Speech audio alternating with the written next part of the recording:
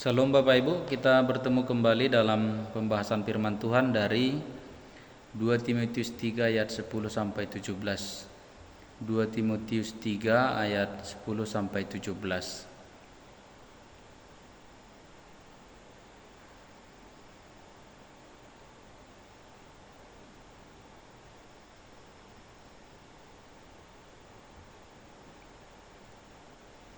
Bapak Ibu dan Saudara, kalau kita memperhatikan kendaraan-kendaraan yang ada di sekitar kita dengan seksama, baik itu jenis, model, dan harganya pun pasti berbeda-beda. Kenapa? Karena kendaraan-kendaraan itu didesain sesuai dengan target, rute maupun jenis jalan yang akan dilalui, bahkan kebutuhan-kebutuhan atau disesuaikan dengan kebutuhan-kebutuhan para pengguna. Kalau kita melihat misalnya sepeda motor listrik, harganya mungkin tidak terlalu mahal, tapi kendaraan tersebut itu diperuntukkan di pekarangan, di komplek, atau di jalan raya dalam arti perkotaan, ya, tidak bisa terlalu tanjakan begitu misalnya. Bobotnya kecil, ringan, dan tidak ribet, ya. Kalau cara memakainya misalnya ya dihidupkan lalu gas begitu, ya. Tapi coba kita perhatikan misalnya sepeda motor X-Trail, ya, harganya pun Bapak Ibu bisa 3 sampai 5 kali lipat. Kenapa? Karena memang sepeda motor X-Trail ini diperlengkapi untuk sesuatu yang lebih, untuk off-road, untuk pegunungan, jalan terjal dan berbatu gitu. Dia diperlengkapi dengan kopling, ya, remnya lagi, silindernya mungkin 250 cc bahkan lebih, kaki-kakinya sangat kokoh, bannya besar, tidak terlalu banyak aksesoris, mungkin bodinya juga simple. Nah, tapi tenaganya sangat kuat begitu. Kenapa? Karena pabrik memperlengkapi dengan khusus supaya motor ini bisa dipakai dengan baik, karena akan menghadapi berbagai rintangan dan rute dan jenis jalan yang terjal, sehingga sepeda motor ini bisa membawa orang ke tujuan dan mengalahkan berbagai rintangan-rintangan itu.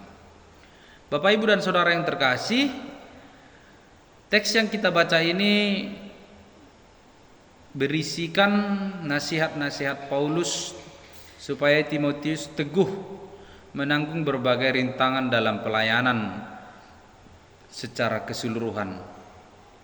Surat ini juga merupakan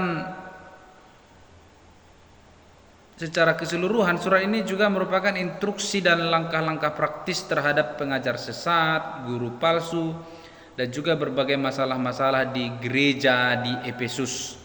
Jadi secara tidak langsung sebenarnya surat Paulus ini juga telah menjadi alat untuk memperlengkapi Timotius di Efesus untuk perbuatan baik. Tapi bukan itu yang mau kita tekankan sekarang. Sama seperti tema kita hari ini, diperlengkapi untuk perbuatan baik. Diperlengkapi untuk setiap perbuatan baik, ya. Kita dapat melihat bahwa Paulus dan Timotius dan seluruh orang-orang percaya diperlengkapi untuk perbuatan baik, ya. Dalam hal ini Timotius dan juga orang-orang yang ada di jemaat di Efesus, bahkan di para pendengar-pendengar firman ini, akan diperlengkapi untuk setiap perbuatan baik. Dalam hal ini melalui dua hal. Yang pertama, teladan Yesus Kristus dan Rasul Paulus. Itu dirangkum dalam ayat 10 sampai 14. Orang diperlengkapi untuk setiap perbuatan baik mengingat teladan Yesus Kristus dan Rasul Paulus. Yesus Kristus telah menderita untuk manusia berdosa, konsep itu sudah pasti tertanam dalam pikiran Paulus, dan Yesuslah sosok yang sangat hebat untuk kita teladani. Timotius juga telah mengalami penderitaan bersama Paulus, ya, sama seperti Paulus yang menderita di Antiokhia, di Ikonium, dan di Listra. Paulus yang menderita dan dianiaya itu, sadar atau tidak sadar, peristiwa penderitaan Paulus ini itu telah memperlengkapi Timotius menjadi pelayan. Dan satu keyakinan bahwa dalam penderitaan dan penganiayaan itu pun justru Paulus, bahkan siapapun, akan mengalami pertumbuhan iman. Ini sangat berbeda Bapak Ibu yang terkasih dengan orang-orang yang jahat, yang tidak beribadah, yang melakukan berbagai-bagai kejahatan yang menyesatkan, tapi mereka justru tidak bertumbuh dalam iman. Mereka tidak bertumbuh dalam perbuatan baik. Nah, tapi bagi orang-orang yang menderita, teraniaya di dalam Tuhan, ia bisa bertumbuh dalam perbuatan baik. Coba kita bandingkan Bapak Ibu penganiayaan yang di Nigeria yang sampai hari ini telah menewaskan puluhan ribu orang Kristen. Bahkan video terbaru Bapak Ibu, mereka lari kocar-kacir karena dikejar-kejar dan ditembak. Bapak Ibu, kesan-kesan yang dilahirkan dari peristiwa ini bagi saya betapa hebatnya iman mereka, dan betapa malunya kita yang bebas beribadah memuji Tuhan Yesus, tapi kita begitu lalai dan banyak mengabaikan ibadah-ibadah dengan berbagai dalih, alasan-alasan kita.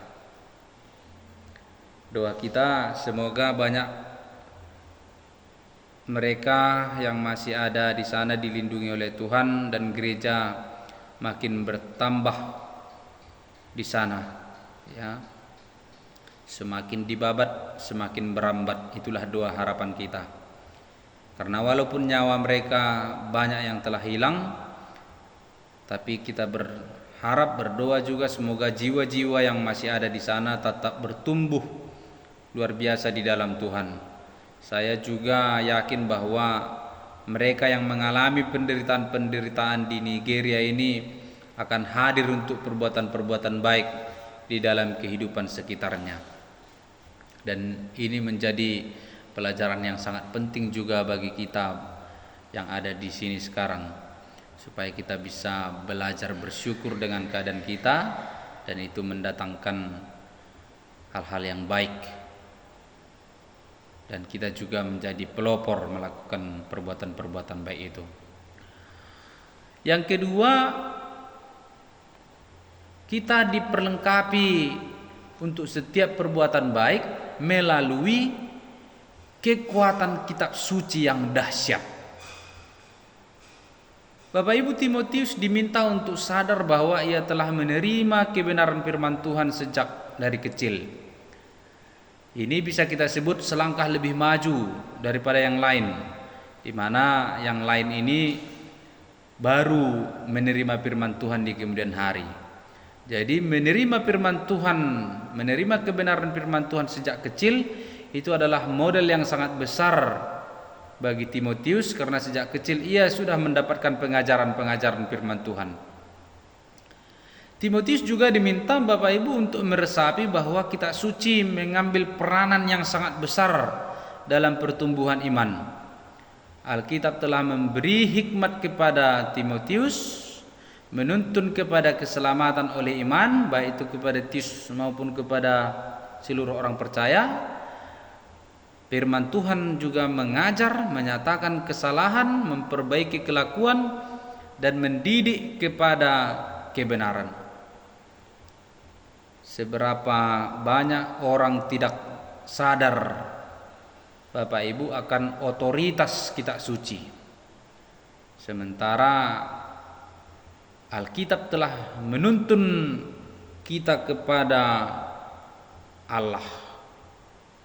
Seberapa banyak khotbah-khotbah telah memperbaiki kelakuan, mengembalikan asa, membuat kembali percaya diri, mengenal potensi diri, dan sadar atau tidak Bapak Ibu, firman Tuhan atau kitab suci telah membawa kita kepada banyak hal-hal baik, termasuk menuntun kita dalam bertindak.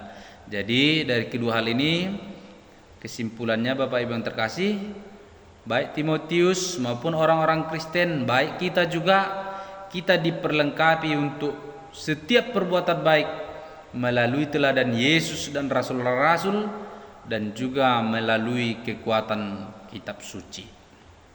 Apa yang bisa kita terapkan Bapak Ibu yang terkasih lewat perenungan ini, supaya ini memotivasi kita bisa bertindak lebih baik di dalam Tuhan? Di sini saya mencatat 3 hal daripada pembahasan firman Tuhan ini. Yang pertama, kita diperlengkapi untuk perbuatan baik, dan ini adalah rencana Allah. Ini bukan rencana kita sendiri dan bukan juga rencana si jahat. Kita diperlengkapi dan untuk setiap perbuatan baik itu adalah rencana Allah. Jadi kita diperlengkapi untuk perbuatan baik, benar, mulia, arif, dan mendatangkan sukacita. Kita tidak diperlengkapi untuk kejahatan. Kita tidak diperlengkapi untuk menjadi teroris. Kita tidak diperlengkapi menjadi musuh bagi tetangga, bagi pemerintah dan lain-lain. Kehadiran kita adalah untuk perbuatan baik. Karena itu adalah DNA kita. Dan berbuat baik itu menjadi tugas kita, panggilan kita dimanapun kita berada. Baik dalam keluarga, di dalam gereja, di kantor, di organisasi, di masyarakat, di negara kita, di bangsa kita ini. Yang kedua, sebagai penerapan bagi kita, Bapak Ibu yang terkasih, kita diperlengkapi untuk perbuatan baik sekalipun keadaan kita sedang dalam keadaan tidak baik. Nah, ini perlu kita catat ini ya. Kita diperlengkapi untuk perbuatan baik sekalipun keadaan kita mungkin sedang dalam keadaan tidak baik. Kondisi yang carut marut, misalnya Bapak Ibu, bukan berarti membuat kita hadir dan merangsang konflik di situ. Bukan karena orang sedang rusuh maka kita ikut-ikutan, bahkan kita sebagai pemantik atau dalangnya di situ. Malahan dalam semuanya itu kita hadir menjadi pembeda ya. Dalam Matius 5:16 kan dikatakan di situ, jadilah kita adalah terang dunia, dengan perbuatan yang baik itu orang melihat dan memuliakan Allah. Jadi kita hadir menjadi teladan seperti kehadiran Timotius dalam lingkungan di Efesus.